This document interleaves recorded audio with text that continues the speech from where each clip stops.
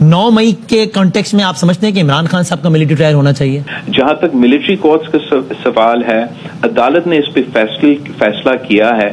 اب ٹھیک ہے. اور سر یہ اس آئینی ترمیم میں یہ بھی آیا کہ جناب شاید سویلینز کے ملٹری ٹرائل کا بھی کوئی تذکرہ ہے. وداؤٹ گوئنگ ٹو ڈیٹیل میں آپ سے جنرلی پوچھتا ہوں، آپ کا اوپینین کیا ہے، کسی سویلین کا ملٹری ٹرائل ہونا چاہیے؟ تو جہاں تک اس ترمیم کے حوالے سے ملٹری ٹرائلز کے پروپوزل تھا، I would say with in the wish list بالکل 2 پروپوزلز تھے. ایک ویسے جیسے ملٹری کورٹس پہلے بنائے تھے فور بلیکر دین بلیک ٹیررسٹ، جو ہم نے اے پی ایس کے واقعات کے بعد بنایا تھا، اور دوسرا کچھ آرٹیکل 8 کی ترمیم کے حوالے سے جو حملے ہوتے ہیں ملٹری انسٹالیشنز پہ.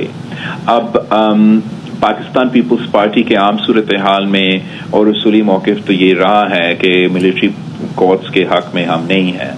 ایسے صورتحال بھی پیدا ہوئے ہیں جب دہشت گردی کے حالات اتنا سنگین حد تک پہنچ چکے کہ ایون پاکستان پیپلز پارٹی مجبور ہو کے پوسٹ اے پی ایس اس قسم کی ترمیم کے ساتھ بھی دیے ہیں.